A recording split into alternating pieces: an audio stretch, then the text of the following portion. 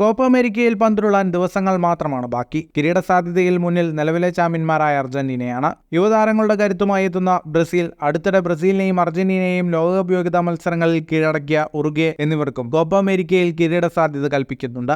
എന്നാൽ അതിനൊപ്പം തന്നെ ഏവരും കരുതിയിരിക്കേണ്ട ടീമാണ് കൊളംബിയ. കഴിഞ്ഞ ലോകകപ്പിന് യോഗ്യത നേടാൻ കഴിയാതിരുന്ന ടീമിലേക്ക് 2022 അർജന്റീൻ പരിശീലകനായ നെസ്റ്റർ ലൊറൻസോ എത്തിയതിനു ശേഷം അവർ അവിശ്വസനീയമായ കുതിപ്പിലാണ്. 58 വയസ്സുള്ള ലൊറൻസോ പരിശീലിപ്പിച്ച ഒരു മത്സരത്തിലും കൊളംബിയ തോൽവി അറിഞ്ഞിട്ടില്ല.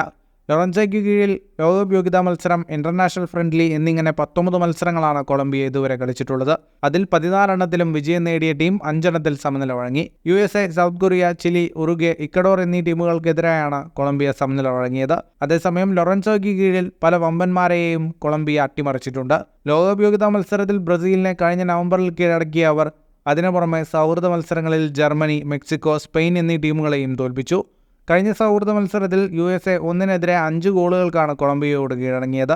ബൊളീവിയയ്ക്കെതിരെ ഒരു സൗഹൃദ മത്സരം കളിച്ചതിനു ശേഷം കോപ്പ അമേരിക്കയ്ക്ക് ഇറങ്ങാനൊരുങ്ങുന്ന കൊളംബിയ ഗ്രൂപ്പ് ഡിയിലാണ്. ബ്രസീൽ, കോസ്റ്റാറിക്ക, പരാഗ്വേ എന്നീ ടീമുകളാണ് കൊളംബിയയ്ക്കൊപ്പം ഗ്രൂപ്പിലുള്ളത്. അർജന്റീൻ പരിശീലകന് കീഴിൽ മികച്ച ഫോമിലുള്ള കൊളംബിയ ഗ്രൂപ്പ് ഘട്ടത്തിൽ തന്നെ ബ്രസീലിന് വെല്ലുവിളി നൽകുമെന്ന് ഉറപ്പാണ്. ഫുട്ബോൾ ലോകത്തെ കൂടുതൽ വാർത്തകൾക്കും വിശേഷങ്ങൾക്കുമായി സ്പോർട്സ് കഫേ ഇപ്പോൾ തന്നെ സബ്സ്ക്രൈബ് ചെയ്യുക.